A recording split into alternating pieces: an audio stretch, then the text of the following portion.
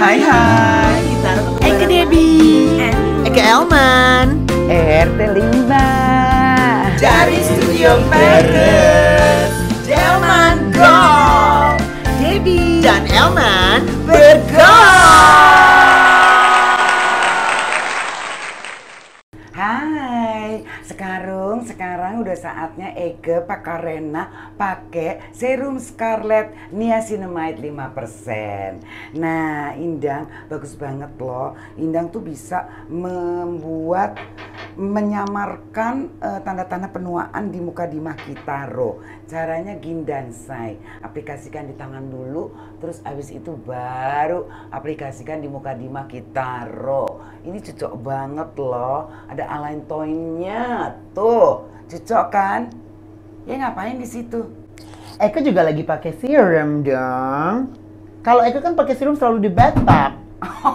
Dia Iya. kayak cewek betap ya. Betul. Nah kalau Eke ini lagi pakai Skin Smoothing Retinol Serum. Oke. Ini bagusnya dipakai saat malam ya Ya. kan. Dan ini untuk kulit yang kasar jadi lembut say. Oke, Cocok nggak sih? cocok. Dan udah kayak gitu umpamanya merah-merah jadi cucok nih, jadi hilang. Dan ada vitamin C-nya ya kan. cocok. Caranya gampil. Aduh, caranya tinggal dituangin di Aplikasi. Iya, 2, 3. Nah kan, terus ditap-tap dikit, terus ditaruh deh di muka dimah, tuh, gitu.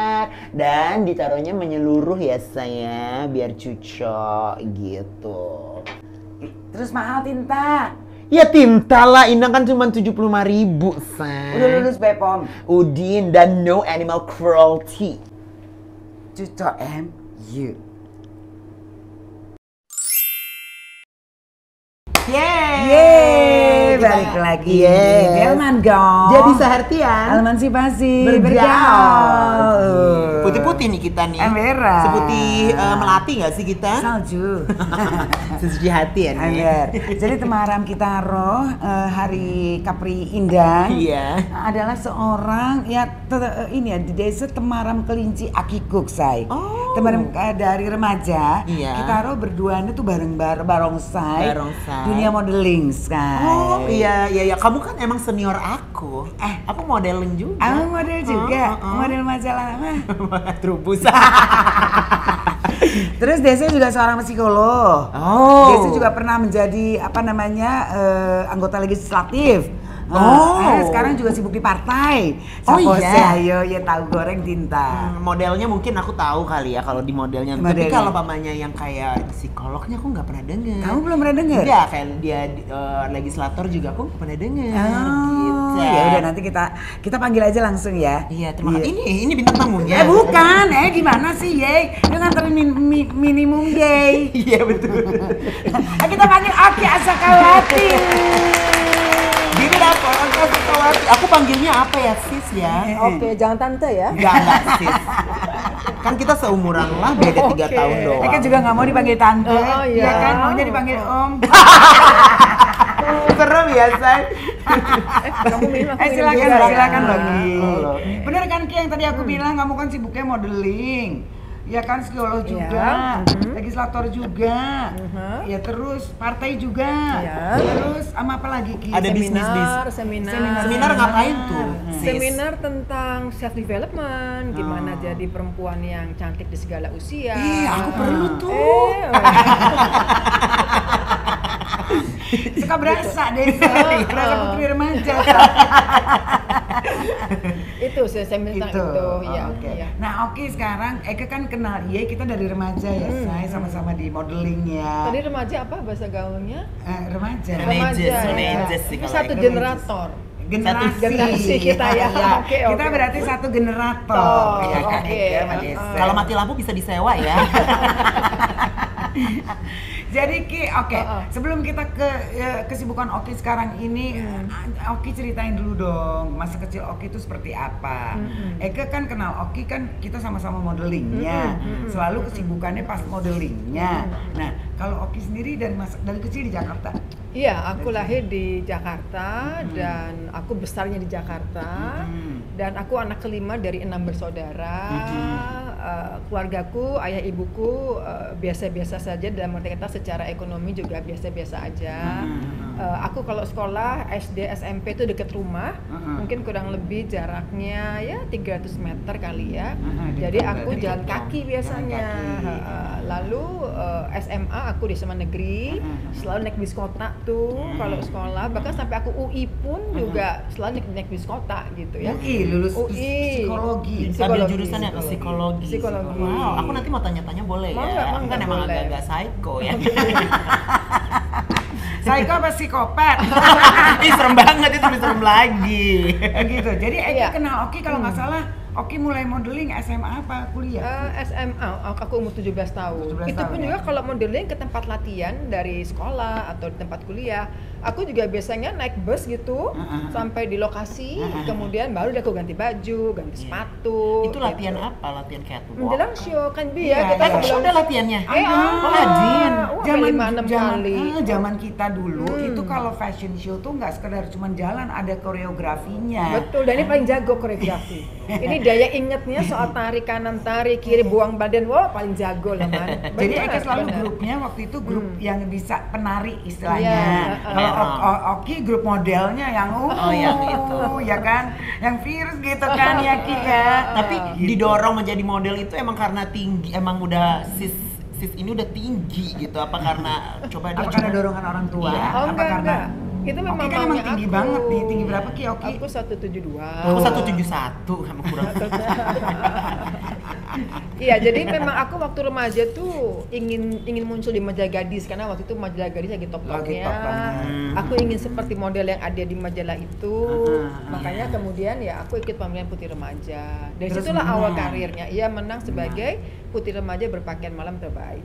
Wow, gak night gown ya. Night gown batik, waktu itu pakai batik dan saat itu waktu aku menang Iwan Tirta almarhum tuh dia bilang kamu nanti jadi model aku ya dan alhamdulillah kejadian kan aku jadi modelnya beliau. Jadi Eka inget banget sih emang dia kalau pulang kuliah gitu terus latihan kita ya Ki ya. Betul. Dia tuh tinggi hitungannya jadi grup model yang tinggi gitu. Lama ya Ki kita berkecimpung di dunia modeling Lama ya. loh, Itu alhamdulillah berapa ya. berapa puji Tuhan. tahun tuh? Wih, aku itu dari 17 tahun sampai aku melahirkan anakku yang pertama, aku melahirkan Diva tuh umur 34 tahun. Tuh. Oh, masih? Masih. Iya. Zaman dulu itu jadi model itu karirnya bisa lebih panjang daripada zaman sekarang, teman. Karena apa ya, gelombang pendatang baru zaman sekarang itu begitu cepat gitu kan. Banyak Dulu pemilihan-pemilihan. belum rame. Sementara dulu kan belum banyak. Iya, gitu. Apalagi belum. sekarang ada juga model-model bule gitu kan ya, Bia. Sekarang kompetitor Iya. lebih kompetitif Betul, ya. betul, itu betul banget. Gitu banget ya Ki. Iya. Terus sampai akhirnya setelah nggak berkecimpung di modeling kalau nggak salah Oki langsung ke politik ya Ki. Iya, jadi sebelum itu setelah aku nggak aktif di dunia modeling, aku buka sekolah modelingku. Oh, modeling, Iya. Oki Modeling School. Oki Modeling School tahun 1988. Udah lahir belum? 1988 itu baru umurku baru mungkin zero ya. Dia Aku lahirnya tahun tahun 88. Oh, oke. Iya. Masih nol umur Masih Eke. nol. Iya. Nah, Masih jadi- air dia. Ki. Air cuman udah agak kental dikit. Gitu. Jadi 88. 88 aku bikin Oki Modeling. Itu di Wijaya ya Ki? Di Wijaya. Masih Enggak. sampai sekarang? Awalnya itu di Tanah Abang. Oh, Tanah di Tanah Abang. Abang itu awal banget di Tanah Abang, terus buka cabang di Wijaya, buka cabang di Bandung, di Lampung gitu ya. Sampai kemudian ada yang menawarkan aku untuk jadi anggota legislatif, anggota DPR gitu. Karena memang waktu itu Undang-Undang Pemilu mengatakan, Tunggu. sorry, oke. Sebelum ke legislatif. Modeling schoolnya Oki ngajarin apa aja di situ? Sampai sekarang sekarang aku ngajar juga. Oh, sampai sekarang sekarang. kelasnya? Kelasnya di situ ada modeling school buat anak-anak, buat remaja. Sekarang aku buka baru lagi untuk para moms. Oh, para Seru moms. loh Bi, jadi Oh, iya? banyak sekarang para ibu yang sudah berusia ya 35 tahun ke atas gitu ya. Mereka waktunya udah lebih fleksibel, mereka juga punya uang gitu. Terus mereka waktunya ngapain gitu ya. Let's say mungkin kalau pengajian majelis taklim seminggu cuma sekali. Iya. Maksud mau ngafit terus gitu ya. Iya, Nah, akhirnya buang-buang mereka duit, mending belajar mereka sesuatu. ikut modeling sehingga mereka tahu gimana post di Instagramnya, Iya. gimana mereka. Mak gue butuh kayaknya nih. Ibu-ibu kan selalu gini kayak kayak gitu-gitu kan atau gini. Padahal kan kelas banyak itu. banget. Ada, kelas ada. foto buat sosial media. Ada, betul. Terus? Sama ada kelas juga untuk pengembangan pribadinya. Oh, ada self development. Ada public speakingnya. Yes, oke. gitu. Oki ngajar apa? Aku ngajar catwalk, catwalk. Aku ngajar busana. Aku ngajar self development, kematangan emosi. Aku ngajar pose. Itu yang aku ajar. Oh itu ya. Tapi bagus loh. Kalau pose kamu gimana sih? Kamu tau nggak angle yang paling bagus dari wajah kamu yang sebelah mana? Dari mana nih? Aku nggak tahu nih. Udah mosok. Aku nggak tahu. Serius, Teman? Iya nggak tahu aku. Aku biasanya kalau foto gitu doang. Makanya kalau mau foto buat artwork, aku kan nyanyi juga buat album kayak dari mana? Ini dari mana? Kayak take mulu gitu. Kamu mesti tahu. Oki ini dulu tuh waktu model paling terkenal dengan pose-pose-nya yang wow gitu. Yang kreatif gitu. Kreatif banget. Oki yang mana sih? Kamu harus tahu emang. Harus tahu sendiri. Ya kamu evaluasi hasil foto kamu. Belajarnya dari kaca kan? Belajar dari kaca, dari hasil fotonya dilihat. Sehingga bisa menghasilkan foto yang terbaik dari diri kamu. Nggak asal ceprek-ceprek aja. Jadi nggak asal cuman gini doang ya? Gitu nggak asal. Tapi bener ya Bi, sekarang aku perhatiin remaja zaman sekarang kalau foto mereka justru jelek-jelekin dirinya loh ya. Iya. Gitu. Iya kan ya? Iya. Kan biar dikatain zaman kita kayaknya harus selalu yang tampil. Zaman memang berubah. Zaman memang berubah deh. Mungkin zaman sekarang tuh dibilang quirky, aneh, tapi bisa accept diri dia kayak gitu-gitu loh. Ya ada istilah juga makin alay makin cucok. Iya kan? Ada loh Ki, makin alay makin nggak jelas malah makin disukai gitu. Tapi yang barusan emang ngomong aku senang sekali. Thank you. Bahwa semakin dia bisa menerima dirinya sendiri. Jadi nggak sok-sok keren, sok-sok cakep, enggak. Itu tuh bagus banget itu. Karena gitu. Sekarang memang kayaknya soal body shaming kan juga nggak seneng ya orang body shaming ya. Zaman sekarang emang begitu ya, just be yourself ya. Iya sekarang orang lebih aware kali ya, karena mungkin susah juga untuk jadi cakep mungkin. Jadi Ki Oki dari modeling schoolnya itu dari tahun 88 sampai sekarang masih ya? Masih, alhamdulillah. Terus, ya? Waktu aku jadi anggota DPR selama 2 periode, 10 tahun. Sempat vakum? Aku off. Dan si Oki ini, sekolah modeling school ini dibeli sama orang, sama orang tua murid. Sehingga ketika aku kemudian tidak menjadi anggota dewan lagi saat ini, aku buka lagi dengan nama Oki Wala. Oki Wala. Wala ini adalah sahabatku waktu aku di UI gitu kan. Jadi joint venture bareng gitu. Jadi namanya tetap Oki Modeling atau Oki Wala? Sekarang Oki Wala. Sekarang Oki Wala. Di Wijaya. Sekarang ada di Bintaro sama di Kemang. Bintaro sama Kemang. Ya. Kita ke Kemang sih dekat dari sini sih. Ada trial nggak? Ada. Pinter kamu. Ada trialnya. Bener. Lo jangan berhenti belajar, ya kan Ki? Betul. Selama lo masih pengen tahu sesuatu, pelajarilah. Benar. Tapi memang lo sekarang emang marketing zaman sekarang beda lagi Bi. Iya. Kalau sekarang itu kalau free trial gitu mereka pengennya ngasain dulu.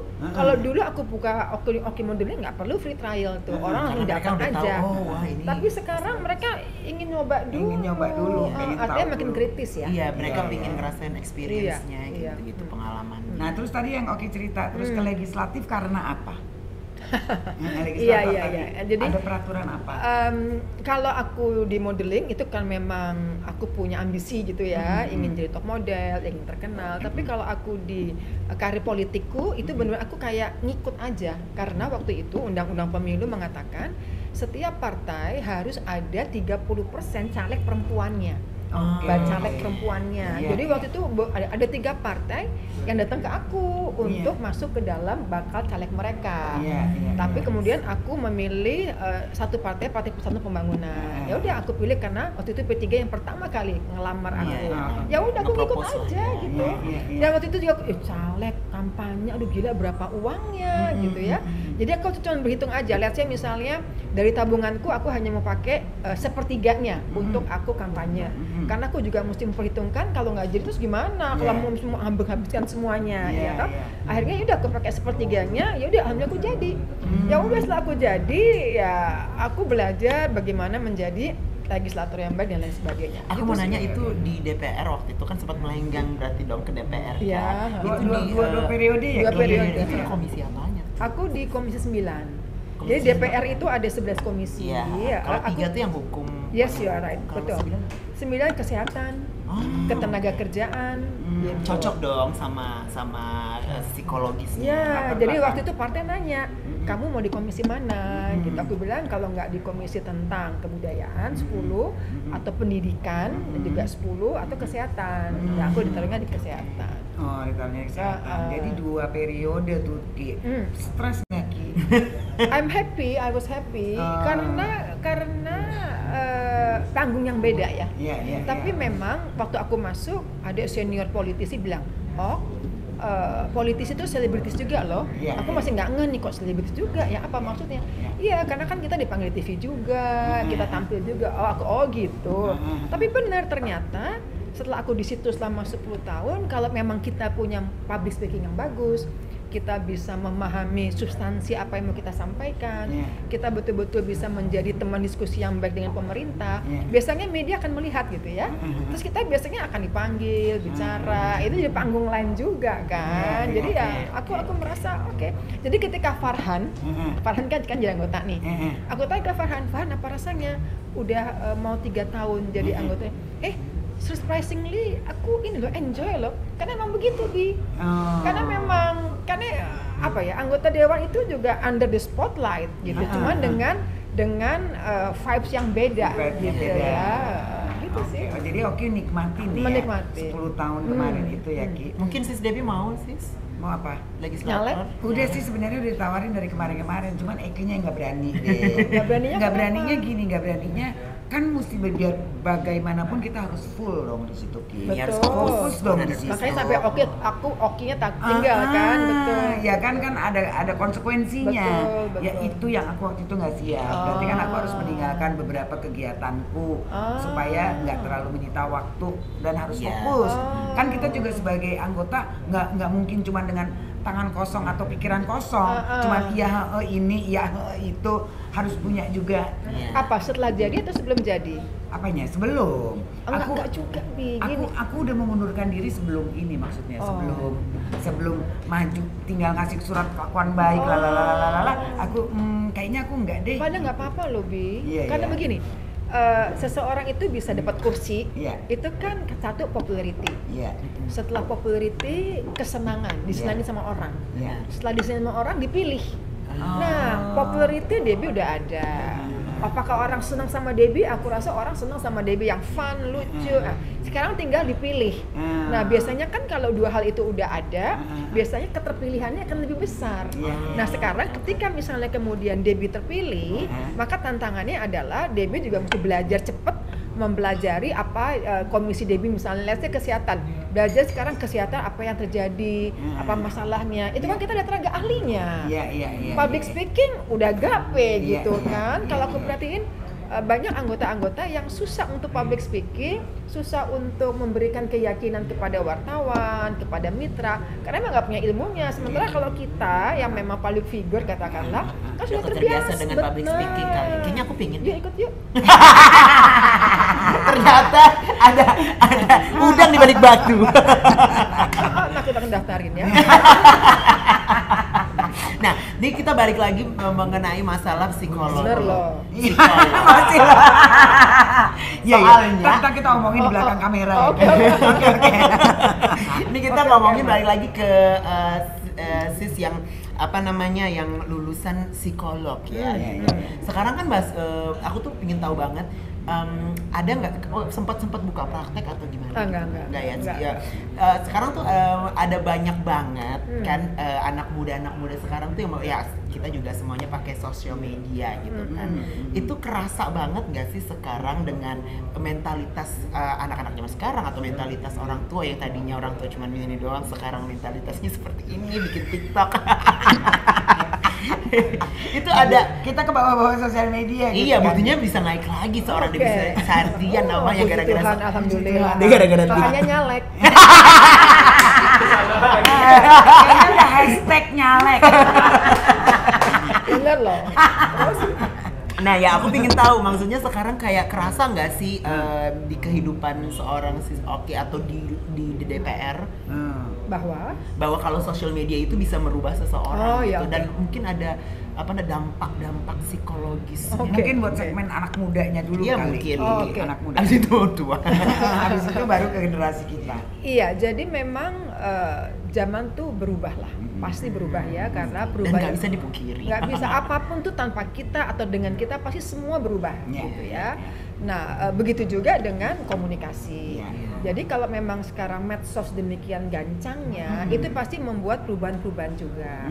Seperti tadi kalau Eman bilang, sekarang ibu-ibu itu kayak Debbie yang senang TikTok ya. Menurut aku ya memang zaman seperti itu, tapi eksesnya ada, akibatnya ada.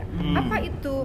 Anak menjadi demikian mandirinya, sehingga orang tua sama anak aja sekarang kan nggak ada gap ya? nggak ada panggah punggungnya lagi. Justru, iya kan? Mereka kalau misalnya kita kasih tahu, mereka bisanya bener nggak cari Google dulu ngeliat gitu ya. Jadi memang bentuk komunikasi itu pun juga berubah.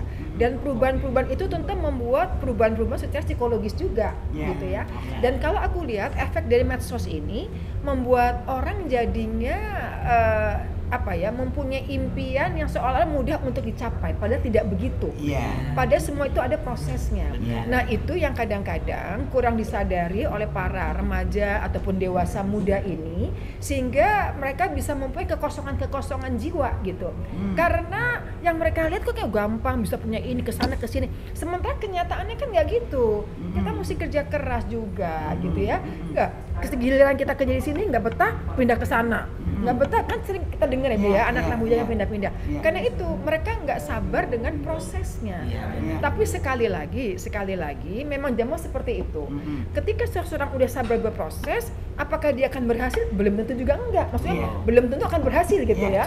Nah, akibatnya memang semua akibatnya kembali kepada bagaimana si anak ini tadi Eman menemukan jati dirinya sendiri, menemukan dan happy, yang penting happy. Apapun pekerjaan kamu, sekarang yang penting kamu happy. Kalau dulu peluang kerja itu sedikit, jadi orang pengennya jadi pegawai negeri, orang pengen jadi pegawai. Tapi sekarang as a YouTuber peluang lo gede. Kalau misalnya lo kreatif, setiap hari lo kerja, bisa punya follower yang banyak. Artinya sekarang pekerjaan apapun bisa kita nikmati selama yang penting adalah happy. Benar. Karena ketika happy itu nggak ada, gampang depresi, gampang stres seperti itu. Kebanyakan banyak juga nih yang nggak siap dengan karena seperti yang Oki bilang tadi kan, mereka kan melihat kayaknya nih semua impian nih, kayaknya kok gampang sih diraihnya. Terus begitu mentok atau begitu nggak dapet, langsung depresi, langsung stres, langsung give up, begitu. Nah itu gimana tuh? Karena hampir kebanyakan anak-anak muda sekarang begitu, karena semuanya serba instan mungkin gampang didapet, gampang dilihat gitu. Itu gimana tuh? Kalau aku memang harus punya supporting system yang mumpuni ya. Keluarga, sahabat, buku.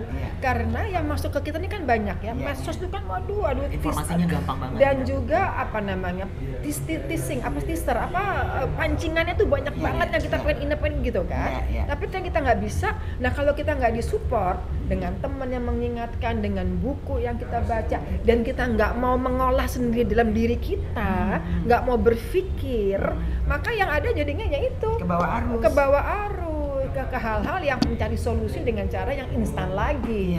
Gitu. Memang kalau menurut aku zaman sekarang ini buat pribadi-pribadi yang ingin kuat, ingin berani bertarung, which is itu adalah salah satu fondasi buat kita sukses. Itu memang perlu pengasahan jiwa, pengasahan emosi yang lebih. Karenanya di Okiwala ini ada satu topik yang aku ajarkan namanya kematangan emosi. Bagaimana seseorang itu bisa resilience, bagaimana dia bisa kuat gitu untuk bisa menghadapi reality ini. Reality testing misalnya, atau bagaimana dia bisa mengkontrol dorongan-dorongan hatinya misalnya.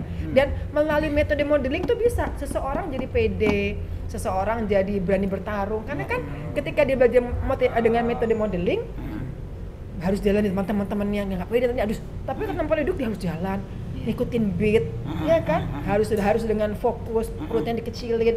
Itu secara tidak langsung membuat si anak menjadi lebih sadar diri, menjadi tahu bahasa tubuh, menjadi tahu bagaimana dia menempatkan diri di antara teman-temannya. Ketika dia salah, dia bisa ternyata gitu, dia belajar. Nah itu dengan metode modeling bisa gitu. Ternyata model itu jadi nggak cuma depan kamera kayak gitu kan. Dan itu juga butuh proses kan. Bisa akhirnya sadar, fokus sama diri, yang perutnya harus dikecilin, yang harus enggak apalah. Itu kan self acceptance ya. Iya, Itu exactly. penerimaan diri Iya, iya, gitu iya, ya. Jadi banyak orang tua yang bilang gini, aduh Mbak Oki terima kasih ya, ini anak saya nih, saya ikutin taekwondo, saya ikutin berenang, saya ikutin macam-macam gitu, dia selalu malas-malesan. Tapi ke modeling dia pagi-pagi semangat dan alhamdulillah, jadi dia mulai kamarnya jadi rapi, diri nggak jadi senang mandi, tadi nggak senang mandi, kayak gitu-gitu, itu kan bagus ya. Iya, iya, iya. Karena sebenarnya modeling itu juga kita harus merawat diri untuk biar karena modeling itu kan yang di display kan emang Diri kita. gitu. Betul, Aku betul. juga kayaknya butuh deh ikut Okiwala itu. Dapat diskon. Jadi emang tapi emang iya sih Ki. Jadi sebenarnya proses itu jangan sampai ditiadakan ya, karena Betul. apa namanya kalau kita berusaha, kita jatuh, kita harus coba bangun lagi. Betul. Ya itu berarti kan part dari proses. Betul. kan, Nah, bagian dari hanya proses. saja dalam kita berproses itu mau sambil hidup jalan, learning by doing, atau mau kita press di Okiwala. Tetep. Jadi jangan lupa Ya, ada bener. trialnya ya. Ada di trialnya, jadi Ah. cepat ya mampir-mampir di Kemang atau di Di mana? Wijaya. Wijaya. Tapi bener kan Bi? Iya, iya. Wijaya, Bintaro. Bintaro. Sorry Bintaro. Tadi bener bisa babak belur di luar gitu, misalnya dibully orang, jadi nggak jadi mana? Atau kita Siap. belajar 3 bulan di Okiwala, Heeh. kita akan kayak apa ya, seperti workshop. Heeh. Nah, ada lucu di anak murid, Heeh. dia umurnya baru lulus SMP, mau masuk SMA. Dia merasa sakit hati sama sahabatnya. Karena sahabatnya itu dia bilang ke aku, itu apa namanya, menusuk dia dari belakang, gitu ya. Dan setelah dia ikut, terutama di kelas kematangan emosi itu, dia punya persepsi, anak-anak umur 15 tahun loh ini, dia punya persepsi bahwa oh ternyata dunia itu aku lihat dari akarku sendiri ya, aku nggak bisa ngeliat dari kacamata orang lain. Itu menurut aku suatu pemikiran, suatu penemuan diri tadi yang didapatkan ketika dia di kelas, which is itu bisa aja didapatkan di luar kelas, tapi pasti prosesnya akan lebih panjang. Iya, kalau- Prosesnya akan lebih menyakitkan karena yang nggak diajak berpikir. Iya, kalau ada kelasnya kan lebih terstruktur kayaknya ya. Yes, betul. begitu. Pinter loh Eman ini. Iya Terima kan, kasih. makanya Eka ajak Oh, saya. oke. Kalau Ya kan? kalau sekali aja Bener episode. banget.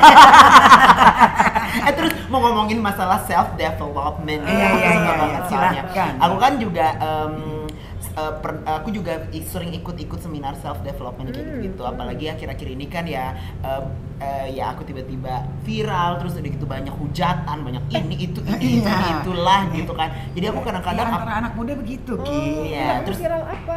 kan aku viral bahasa gaul akhirnya aku Oh ngangkatnya iya, oke. yang mengembalikan, maksudnya revitalize bahasa gaul gitu. Oke, Jadi revitalize. iya, terus udah gitu banyak yang ya, apalagi anak-anak zaman sekarang tuh yang kayak mikir kayak ini tuh ini mah bukan bahasa gaul, sedangkan udah ada ini bahasa gaul saya kan by Dewi Sehatian. Nah, jadi waktu itu kayak banyak yang hujat, yang banyak ya gitu-gitulah gitu. Nah, terus sampai yang kayak apa yang salah dari diri gue? Jadi Apa dia yang sempat down, gitu kan. gitu. Ya namanya dia yang tadinya biasa-biasa aja. Tadi kan kalau aku cuma dikenal nyenyong orang, gitu. oh, Tadi oh. aku kan cuma penyanyi Dia kan, cuma cuma penyanyi. nyanyi. Abis itu pandemi, nggak ada job, buat konten iseng-iseng pas Bahasa bahasa gaul di gaul. TikTok ketemu lama. Kamu bahasa gaulnya awalnya idenya dari mana? Itu iseng doang, sumpah. Belum lihat Enggak, dia dari punya. buku gue. Oh enggak, Ide. dari aku zaman SMP itu udah beli kamusnya, jadi aku Oh, dari- baca oh, dulu dari kan situ. iya dulu kan lucu-lucu gitu. Oh, terus dari pinter. Nah, terus jadi aku sekolah di Belanda kan dipakai tuh Oh, bahasa dia itu. sekolah komunikasi di Belanda. Yes. Menarik banget. 10 tahun. Oh. Ya S1 S2 terus udah gitu balik ke sini gitu. Dia Mau milih jadi nyanyi. milih Oh. pursue di musik karir. Oh, oke. Dan- Musik karir anteng-anteng aja tuh. Heeh. Nggak ada yang hujat. Heeh. Pas Tapi udah- banyak tawaran. banyak Oh, banyak. oke. Terus udah kayak gitu pas udah viral TikTok dengan bahasa salon ini, yang kata orang bahasa salon ini tuh Oke. banyak yang hujat. Jadi aku sering ikut self development, kelas-kelas self development gitu. Yang kamu dapat apa? Gak ada sih. Jangan dong. Enggak canda. Iya. Enggak, jadi self development yang waktu itu yang aku dapat adalah kayak how to love ourselves. Terus aku belajar juga sebenarnya relationship yang paling susah itu adalah hubungan dengan diri kita. Iya. Karena hubungan dengan orang lain kita bisa nggak suka, gue nggak suka sama lo, bye. Iya. Bisa cerai, bisa putus, bisa Iya. apa. Tapi Iya. kalau hubungan dengan kita Betul. punya kecacatan, keburukan sendiri, kita nggak bisa melarikan diri sama dari diri kita gitu. betul. Nah itu yang aku terus ikutin seminarnya, terus udah kayak gitu ikutin kayak meditasi di Bali ya, healing. Iya. Terus ada workshopnya self healing kayak gitu self Kalau menurut aku part of mencari jati diri nggak sih? Iya dong, iya Oh, dong, iya. iya dong. Ada yang bilang gini, kalau mamaku ini yang bilang, bukannya lu lagi semedi? Gitu dia bilangnya semedi. Di gua kali ya. Dia mikirnya gitu. Padahal Jadi kan gimana aku Ki kalau menurut aku kalau melihat? Ya, aku rasa apa yang dilakukan oleh Eman udah betul ya dalam rangka untuk self healing tadi itu. Dan itu betul sekali loh bahwa memang yang paling berat itu adalah ketika kita harus bisa menerima diri kita, gitu Iya. ya. Kalau di di psikologi populer itu ada istilah namanya intrapersonal sama interpersonal ya. Kalau interpersonal itu bagaimana kita berhubungan dengan orang lain, kalau intrapersonal bagaimana kita berhubungan dengan diri sendiri. Dan yang paling penting, fondasi yang paling utama ketika kita berhubungan dengan diri sendiri disebut dengan emotional self awareness, kesadaran emosi diri. Kadang-kadang orang tidak sadar bahwa emosinya atau emosinya Eman yang lagi sedih itu karena apa? Sehingga karena dia tidak berusaha saat itu untuk menyadarinya, maka kemudian timbullah perilaku ataupun reaksi-reaksi yang seharusnya tidak terjadi. Misalnya gini, aku nggak suka dia dikasih teh ini kemanisan, karena aku nggak suka kemanisan, kesel kan? Karena aku tidak menyadari emosi itu karena teh, yang aku tahu gue cuman kesel. Akibatnya apa? Ditanya sama Eman, marah aja bawaannya. jadi nggak sabaran ya. Kena apa udara panas, marah aja. Bete. Padahal kalau dia mau sebentar duduk self healing tadi, tunggu. Kayaknya aku kesel karena apa ya? Oh, karena kemanisan tehnya. Oh, oke deh kalau gitu aku minta air dong, tolong dong isi lagi. Udah akan lebih bijaksana responsnya. Actually, sebenarnya gampang ya. Iya, sebenarnya tapi karena manusia punya ego. Iya, betul. Manusia punya ego, manusia punya nafsu. Yang ingin dia ikuti itu adalah egonya itu tadi. Nafsunya yang asal marah aja. Dia nggak mau sebentar dulu mikir ini emosi saya karena apa. Once kalau kita emosinya ternyata karena netizen. Tunggu. Emang netizen yang membuat gue happy enggak ya? Happiness is inside job, bukan Dengerin. netizen gitu ya. Dia paling nggak tahan tuh kalau dapat komen-komen gitu. Ah, Dengerin.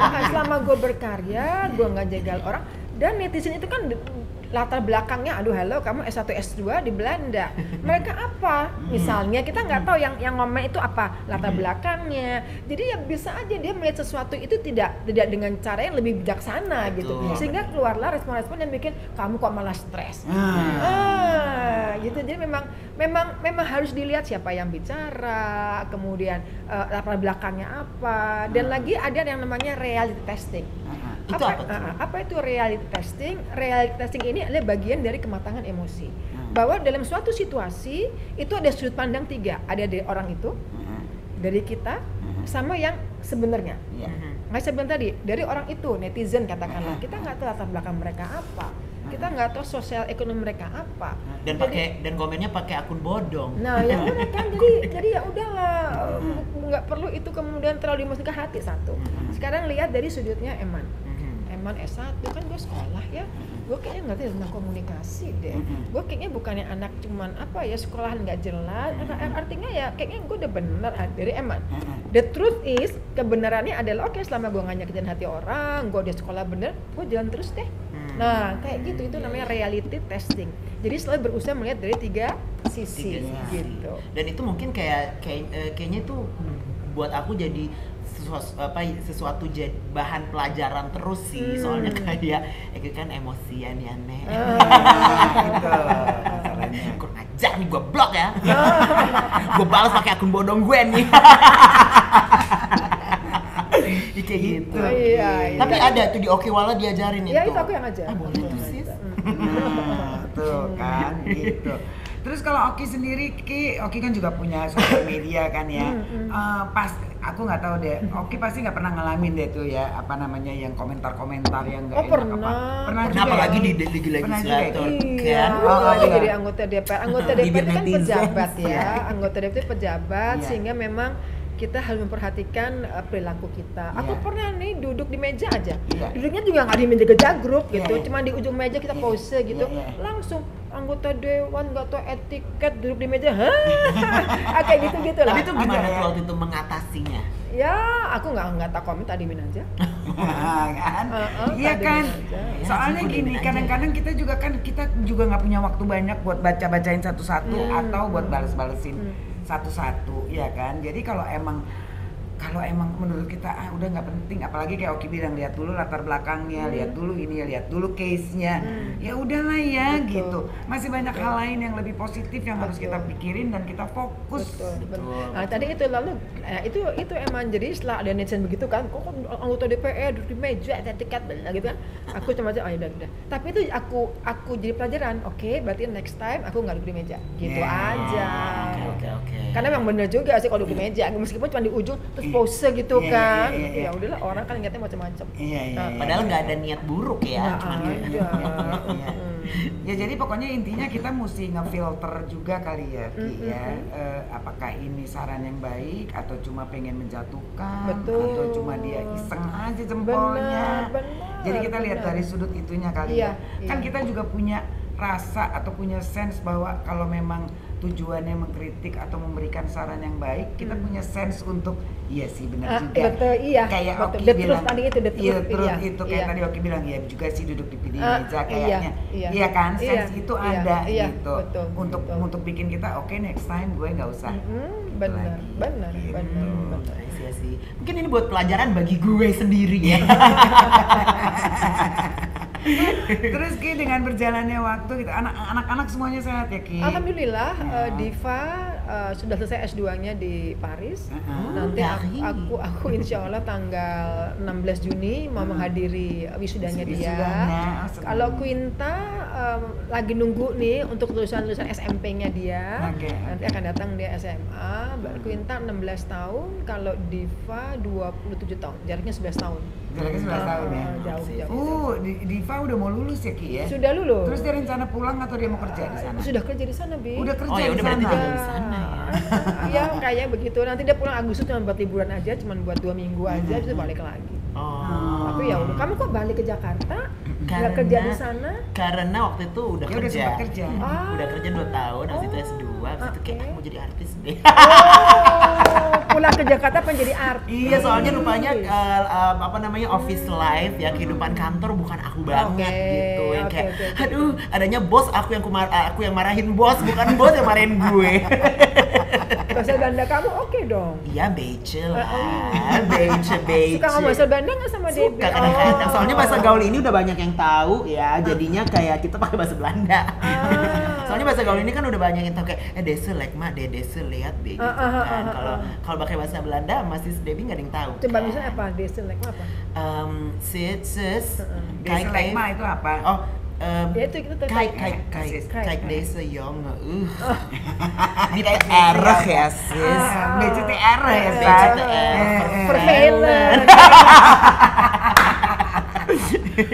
Terus Ki, jadi sekarang Oki kesibukan seminar-seminar. Seminar. Seminarnya banyak kan mengenai apa Ki? Kalau Psikolog ya? Oki average rata-rata. Iya, ada psikologi industri. Iya. Jadi kalau psikologi industri aku berbicara bagaimana supaya staff itu atau divisi itu mau bekerja sama dengan divisi lain.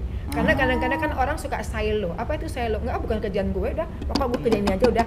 Nggak iya, iya. bisa. Jadi akibatnya apa? Output bagi kantor kita nggak akan maksimal Oke. gitu Dan ya. gak ada bonding juga nggak sih? Nggak ada bonding juga, Iya, betul iya, iya. ya. Jadi itu yang let's say tentang psikologi industrinya. Ada juga tentang psikologi perkembangan. Iya. Misalnya bagaimana remaja ini bisa tadi self acceptance atau perkembangan kan dari anak lahir sampai orang meninggal itu kan perkembangan ya. Atau ibu-ibu bagaimana supaya cantik di segala usia. Misalnya itu untuk psikologi perkembangannya. Gitu sih. Sama modeling ngajar. Sama ya sebagai ketua bidang kesehatan di partai. Nyalek ya.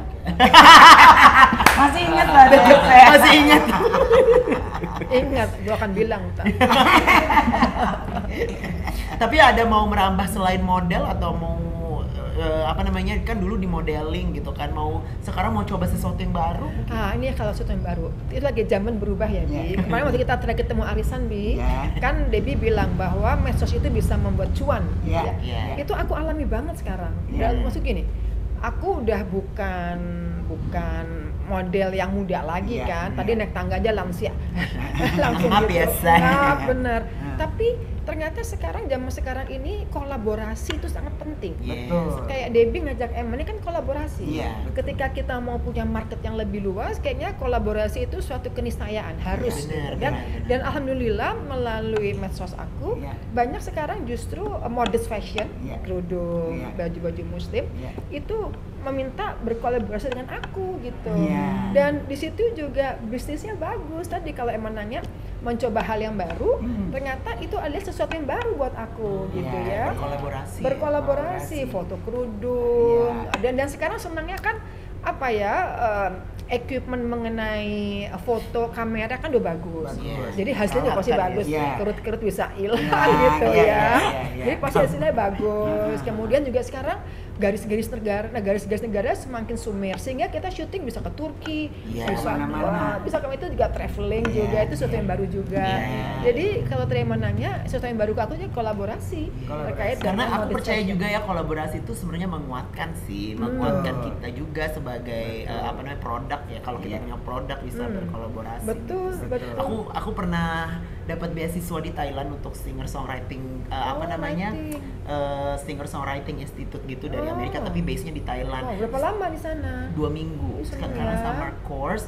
Terus udah gitu yang ditekanin tuh pasti selalu collabs gitu. Jadi mungkin buat teman-teman juga yang lagi nonton tuh buat berkolaborasi kayak atau yang lebih muda, kok gue collabsnya yang lebih muda sih bilangnya gitu kan. Karena jangan sungkan ya saya. Jangan sungkan kayak Eke sama Elman, kita benar-benar nge-break gap antara generasi yang senior sama yang junior gitu. Karena rata-rata kan semua punya sungkan ya. Yang muda sungkan gitu sama kita. Terus kalau yang senior pasti kadang-kadang ngerasa aduh lu bisa apa sih gitu. Jadi emang benar-benar semuanya tuh mesti coba benar-benar nge-blend. Betul. Benar egonya kita rendahkan masing-masing untuk sinergi yang lebih bagus. Betul. Oke, kalau gitu Ki, makasih banget. Aduh, sama-sama aku diundang loh. Nanti kita dapat free trial kan? Iya, insyaallah ya boleh. Dan makasih. Apa? Aku tadi mau ngajak dia apa? Ikut politik kan? Terima kasih ya Ki. Sama-sama Ki. Amin. Sama-sama. Thank you. Oke, kalau gitu lah Bodega, terima kasih juga ya udah nyediain tempat buat kita. Ya, dan pastinya jangan lupa di-subscribe. Di-subscribe. Iya, di Kompas, di komen, dan pastinya di-like. Di-like. Dan jangan lupa hidupin loncengnya biar kalian selalu terupdate dengan ting. Betul. Oke, Akika Elman, Akika Debbie Sahartia, Akika OA. Oke, Asokawati. Sampai ketemu lagi. Bye. Debbie dan Elman bergol.